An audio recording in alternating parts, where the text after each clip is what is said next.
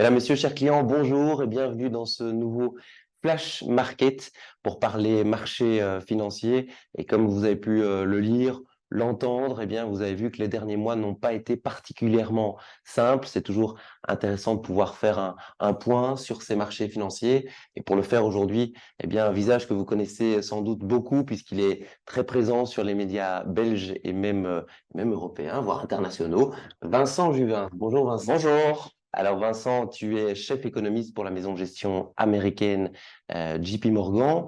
Merci d'être avec nous Merci de me recevoir. aujourd'hui. Alors Vincent, je le disais, les derniers mois, août, septembre et octobre ont été assez compliqués sur les marchés financiers. Novembre, pour le moment, commence pas trop mal avec les dernières déclarations de la Réserve fédérale américaine. Aujourd'hui, une question qui revient, qui remonte de la plupart de nos clients. Faut-il rester investi et continuer à faire le gros dos ou plutôt réorienter ses investissements et plutôt appuyer sur la pédale de frein? Alors moi, je pense qu'il faut oser aujourd'hui réorienter ses investissements. Je crois que la classe d'actifs qui a été réellement plébiscitée par les épargnants et les investisseurs belges, européens et mondiaux globalement, ça a été le cash cette année. On a vu que le cash, à la faveur, dans le sillage, en tout cas des remontées de taux des banques centrales, est redevenu attractif. On n'avait plus vu des rendements de cash aussi élevés depuis des années. Donc, qui n'a pas cette année, finalement, ouvert un compte à terme, voire plusieurs, et aujourd'hui... Ou acheter des bons d'État. Ou acheter des bons d'État cette année. Donc ça a été réellement un fort engouement cette année, et il est tout à fait légitime et compréhensible. Maintenant, il faut se rendre compte que on a en effet un contexte économique qui se détériore pour différentes raisons. Alors, on ne va pas vers la catastrophe, mais on a eu une année 2023 qui a été meilleure qu'attendue. Néanmoins, les hausses de taux, elles ont un impact économique. On le voit en Belgique sur l'immobilier, on le voit sur l'activité des entreprises, et ainsi de suite. On va vers un ralentissement qui sera peut-être une récession, nous le verrons. Pas de catastrophisme, mais ralentissement, il y aura. Ça veut dire que d'un point de vue de politique monétaire, on peut estimer que le travail a été fait. Donc, je doute que les taux montent davantage qu'au niveau où ils sont aujourd'hui. Donc, ça veut dire que les rendements que les épargnants et les investisseurs ont aujourd'hui sur leur cash, c'est vraisemblablement le sommet de ce qu'ils peuvent attendre.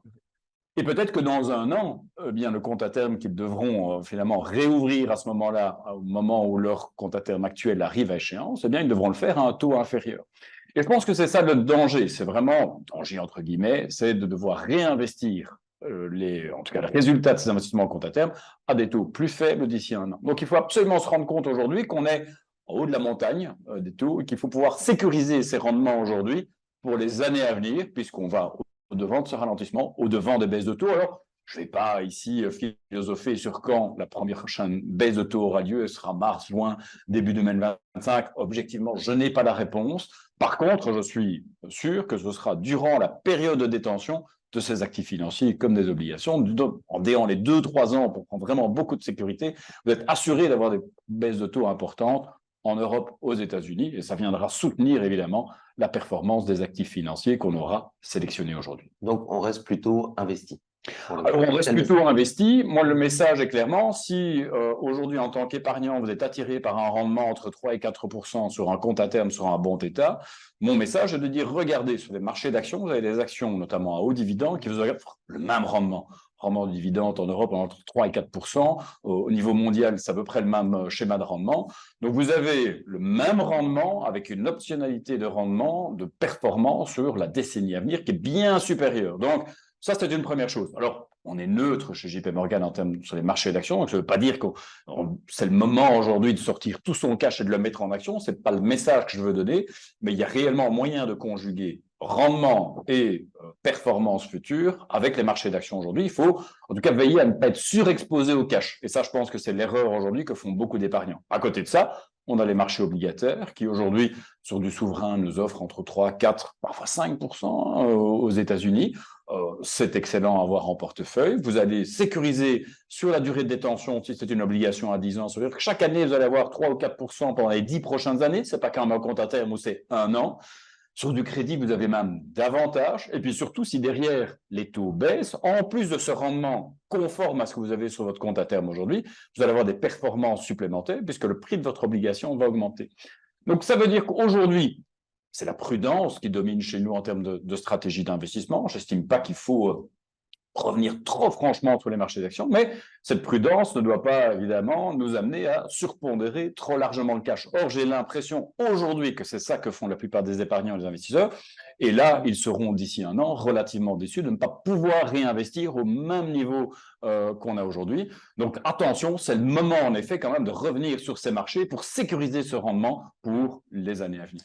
Tu parlais il y a un instant de rendement. Est-ce que ça veut dire qu'on prend plus de risques que par rapport au cash si on investit selon tes orientations? Oui, inévitablement, je viens d'évoquer finalement une exposition au marché d'actions. In fine, on prend le risque des marchés d'actions, donc la volatilité des marchés d'actions est évidemment bien supérieure au cash. Mais Sur les marchés, le jeu en vaut la chandelle. C'est ça que ça veut dire. j'estime que le jeu en vaut la chandelle, c'est une certitude. Je pense que si on est réellement avec cet horizon d'investissement d'une dizaine d'années devant nous, on a vu très rarement, voire jamais, des configurations de marché où on avait des performances négatives sur une décennie. Maintenant, pour les gens qui ont un profil plus conservateur, il est certain que les marchés obligataires, aujourd'hui, suffisent quelque part à apporter, en tout cas, ces perspectives de rendement. Là, même sur des obligations souveraines, vous avez des bons rendements aujourd'hui. La perspective que dans le sillage de la baisse des taux, on ait des gains en capitaux substantiels. Et sur le crédit, même de bonne qualité, nous, c'est là que va notre préférence, notamment le crédit investment grade. Et on sait qu'en Belgique, il y a pas mal de fonds à maturité finie qui sont distribués sur le marché. Je pense qu'en effet, si le gestionnaire d'actifs a une bonne, en tout cas, gestion du risque crédit, on a relativement peu de risques sur ce genre de support.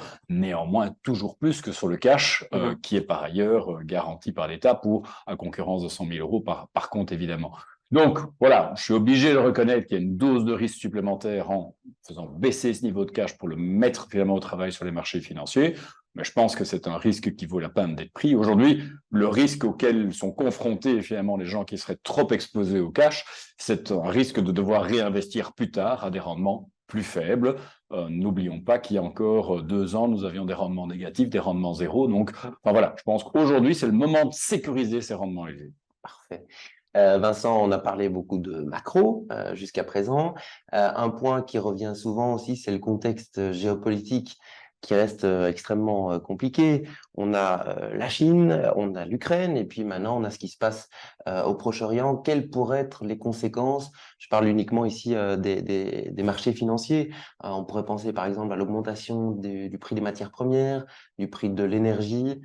Selon toi, à court et moyen terme. Alors, il est certain que le climat international, le contexte géopolitique est anxiogène. C'est d'ailleurs une des raisons pour lesquelles les investisseurs et les épargnants qui nous écoutent ont sans doute privilégié le cash cette année. C'est vrai que ça n'incite pas à la prise de risque. Alors, aussi dramatiques que sont ces événements, ils ont finalement eu relativement peu d'effet sur la performance des marchés depuis le début de l'année, qui signe en 2023 quand même un bel exercice. L'économie mondiale s'en tire pas trop mal d'ailleurs, si je regarde même qu'il y a des économies certainement comme l'économie américaine, qui signe une croissance au-delà de son potentiel cette année, donc ça a été quand même assez surprenant.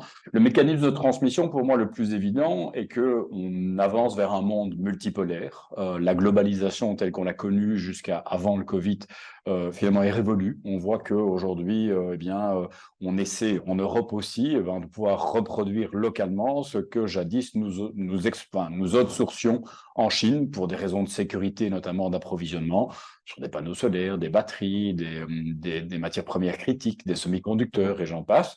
Alors, ceci est peut-être bien économiquement et en termes de sécurité, notamment économique pour les zones qui l'envisagent, mais néanmoins, c'est un coût. Ça veut dire que ce qu'on fait localement coûte vraisemblablement plus cher que ce qu'on importait de Chine auparavant. Donc, ce monde multipolaire, il induit, à mon sens, une augmentation de l'inflation. Alors certes, on a battu l'inflation, l'hyperinflation de ces 18 derniers mois est derrière nous, mais on se dirige sans doute vers un monde où, du fait de ces différents conflits, on aura un monde où il y aura une inflation qui sera plus structurellement plaisante. C'est-à-dire qu'oublions l'inflation zéro ou la déflation des 10 dernières années, on va vraisemblablement au-devant d'une période où on aura une inflation entre 2 et 3% en Europe et aux États-Unis, notamment du fait de ces différents conflits, mais également du fait de la transition énergétique, qui est l'autre grande bataille, évidemment, à laquelle se livre l'économie mondiale. À suivre. Eh bien, merci beaucoup, Vincent, Merci à vous. d'avoir été avec nous ce matin. Et quant à vous, je vous souhaite une très belle journée et puis déjà presque de bonnes fêtes de fin d'année. On arrive à la fin de l'année. À très bientôt. Merci. Au revoir.